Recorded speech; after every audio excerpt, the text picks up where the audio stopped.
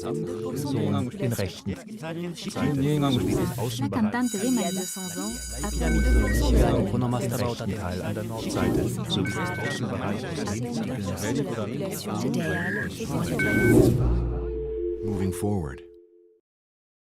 C'est un travail que j'ai pas fait tout seul, qui s'inscrit c'est une commande du PUCA, donc c'est un financement du PUCA. Donc le PUCA, c'est Programme Urbanisme, Construction, Aménagement et Architecture, pardon. Et donc ce travail s'inscrit dans une commande du PUCA. Donc l'enjeu, ça a été de lier deux processus. Ah, bah, ça commence. Ça a été de lier deux processus, donc à la fois le processus de péurbanisation et le processus de polycentralité, de multicentralité, en tout cas de diffusion des emplois dans la périphérie, et de voir comment ces deux dynamiques fonctionnent ensemble. Donc on a travaillé à l'échelle de l'Île-de-France, on a travaillé sur 3 communautés de communes, voilà.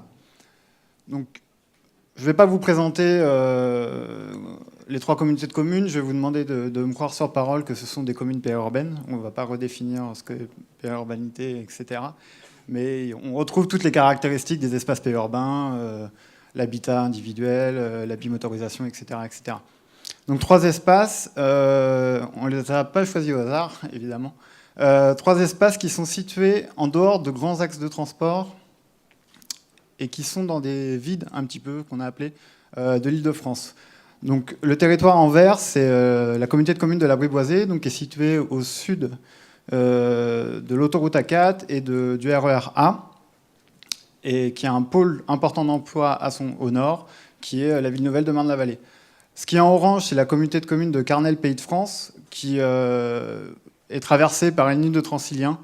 On ne considère pas tellement ça comme la même desserte que sur un RER, et qui est traversée au sud par la Francilienne, et là, qui se situe à la fois entre le pôle important de Roissy et la ville nouvelle de Cergy-Pontoise. Et enfin, le territoire bleu, qui se situe dans les Yvelines, où il y a juste le terminus de la ligne B, et situé au sud de la ville nouvelle de Saint-Quentin-en-Yvelines. Voilà, donc 3 territoires à environ 30 km de Paris, hors d'axe majeur et hors axe de transport majeur et hors pôle d'emploi important. Et nous, ce qu'on a regardé, c'est les tendances sur 40 ans des déplacements domicile-travail. Et on voulait savoir comment est-ce que ce processus de périurbanisation et le processus de diffusion de l'emploi se sont opérés sur ces 3 territoires. Voilà. Donc on va tout de suite aller dans les résultats. Un résultat important, on a 2 phases, je dirais même 3. Si on regarde, donc sur le tableau, ça vous présente les déplacements de domicile-travail en pourcentage de localisation. Donc, tout ce qui est en bleu, c'est Paris. Tout ce qui est en rouge, c'est le département d'origine de la communauté de communes. Ce qui est en vert, c'est la petite couronne. Et en jaune, c'est la communauté de communes elle-même. On va principalement regarder la Briboisée, parce qu'on a retrouvé à peu près les mêmes résultats pour les autres. Donc, pour simplifier, on va se centraliser sur une seule communauté de communes.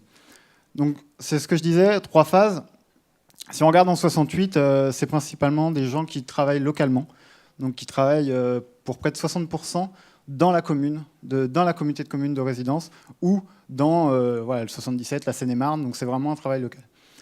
Ce qu'on a appelé la première phase de diffusion, c'est la première phase de périurbanisation, où ce qu'on observe, c'est la part importante de Paris qui augmente jusqu'à atteindre 20%, et ça au détriment principalement de l'emploi à l'intérieur de la communauté de communes. Et dans le même temps, vous avez les deux départements de la petite couronne qui gagnent aussi en poids.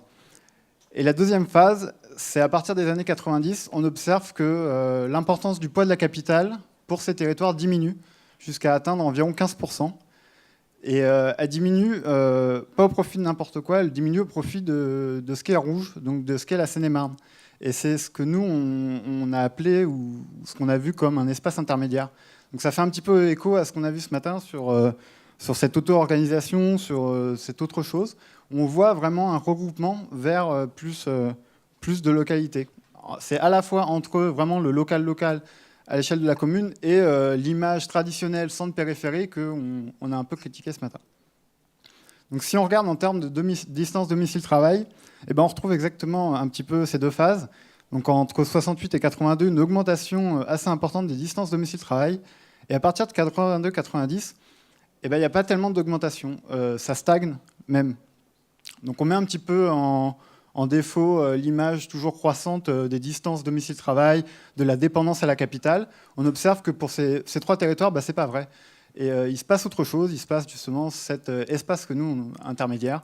Et ça, on l'observe aussi dans les distances domicile-travail. Donc si on regarde même les médianes, par exemple, on observe donc en 68, c'est ce que je vous disais, l'emploi local, moins d'1 kilomètre, ça veut dire que plus de la moitié de la population travaillait dans la communauté de communes. Principalement même dans la commune d'origine, mais c'est un détail. Et voilà, jusqu'aux années 82, ça va augmenter. Et à partir de là, on observe une stagnation. Alors si on observe maintenant les modes de transport, non, on passera après sur les modes. Donc là, on a regardé sur la diffusion et cet espace intermédiaire. Et on a voulu regarder, est-ce que cet espace intermédiaire, il était polarisé ou non? Est-ce qu'il s'organisait ou pas? Ou est-ce que c'était complètement diffus à l'intérieur du département à laquelle la communauté de communes appartient? Et on a observé que, justement, il y avait une polarisation. Alors, là également, je vous passe les détails de la localisation des pôles d'emploi. On a utilisé des travaux qui ont été faits dans notre laboratoire, qui ont déterminé des pôles d'emploi en Ile-de-France. Et on a regardé où est-ce que les gens allaient travailler dans ces pôles d'emploi qui sont en périphérie. Et c'est ce qu'on a constaté que oui. De 82 à 2008, donc là c'est le cas de la Briboisée par exemple, on regarde que les pôles d'emploi, notamment de la ville nouvelle, ont pris une place très très importante au détriment de Paris. Ce qui est en bleu, c'est Paris La Défense, à la fois le pôle de la Défense. Et dans le même temps, il y a ce qu'on a appelé l'emploi diffus, c'est principalement l'emploi dans la Seine-et-Marne, mais qui n'est pas polarisé, qui n'est pas centralisé autour d'un pôle. On observe aussi ça, mais dans le même temps, il y a ce phénomène d'échelon qui tend à exister et qui est important. Donc évidemment, des différences selon la catégorie sociale d'appartenance, avec une polarisation assez importante pour les employés et les professions intermédiaires. Évidemment, pour tout ce qui est cadre, principalement les cadres, cette polarisation est moins importante et le poids de Paris reste quand même assez important, même si on observe cette polarisation, elle est quand même là. Donc là, normalement, c'est juste un exemple cartographique de localisation des employés. Et je ne sais pas si on voit très bien les limites communales de la communauté de communes de la Briboisée. Et on voit que pour les employés, il y a vraiment cette bulle, ce territoire autour de la communauté de communes. Et voilà. Alors que si on regarde les cadres, je ne vous ai pas mis la carte, mais les cadres, c'est beaucoup plus centralisé vers Paris. Donc il y a ce nouvel échelon qu'on constate, qui est quelque chose d'important.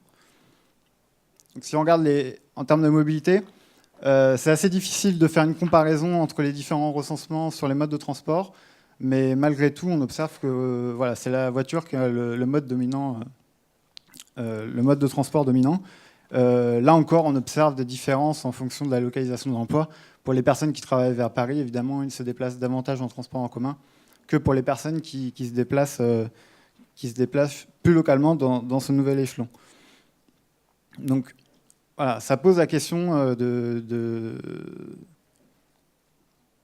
modes de transport possibles dans cet échelon qu'on verra après. Mais en ce qui concerne...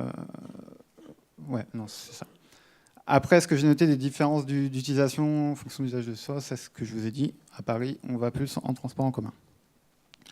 Un dernier résultat, où là, on a pris un petit peu le contre-pied des études traditionnelles. Au lieu de s'intéresser aux gens qui habitaient dans nos espaces périurbains et regarder où est-ce qu'ils travaillent, on a regardé qui est-ce qui travaille dans ces espaces périurbains.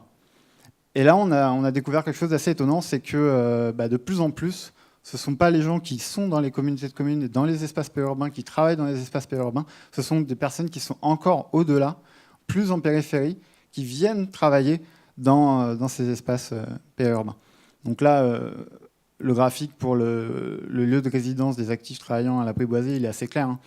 En 1968, il y a 80% des personnes qui travaillent dans la communauté de communes, qui résident à la communauté de communes, alors qu'ils sont un peu plus de 20% en 2008 et que c'est les habitants en Seine-et-Marne principalement qui occupent ces emplois. Ça a une conséquence en termes de mobilité et on n'entend pas beaucoup parler. Donc, en termes de déplacement, c'est à pratiquement 100% de l'automobile parce que pour venir dans ces espaces périurbains, il n'y a que la voiture qui est possible.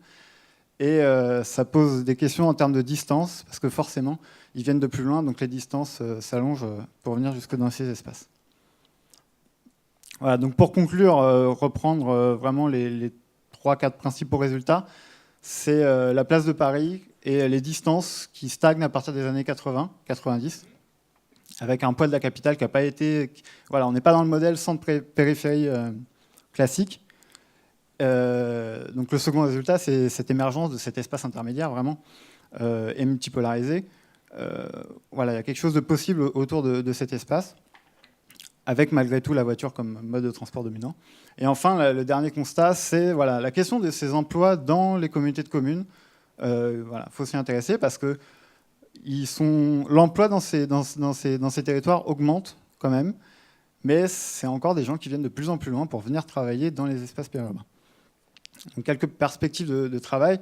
Donc voilà, ça c'est des questions d'ouverture sur ces résultats, sur la question de l'aménagement autour de cet espace intermédiaire en termes de transport, de mobilité.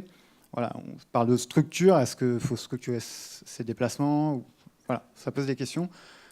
L'organisation de l'emploi local, exactement la même chose.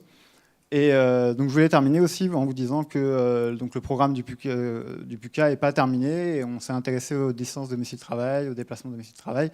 L'enjeu, par la suite, c'est vraiment de coupler cette enquête quantitative avec une approche beaucoup plus qualitative autour d'entretiens, de questionnaires et de regarder, essayer de percevoir si cet échelon intermédiaire il est vrai aussi pour les autres types de mobilité, donc déplacements liés aux services, commerce, loisirs, et voir s'il y a cette appropriation, cet échelon qu'on a commencé à décerner au niveau du travail, est-ce qu'il est vrai aussi pour les autres motifs de déplacement?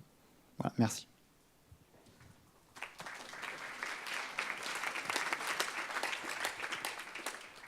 Jean-Pierre Orfeuille, vous êtes surpris par ces conclusions et qui semblent remettre en cause la relation de domination entre un centre et une périphérie, si j'ai bien compris. Merci. Non, enfin, je dirais oui, au sens où c'est très bien objectivé par le travail.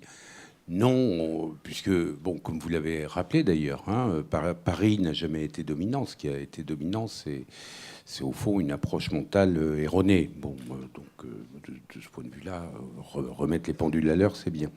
Je crois que un des grands thèmes de votre intervention, c'est au fond l'apparition d'un, comment dire, de distance intermédiaire. Hein. On était sur du paysan qui allait à pied, hein, grosso modo.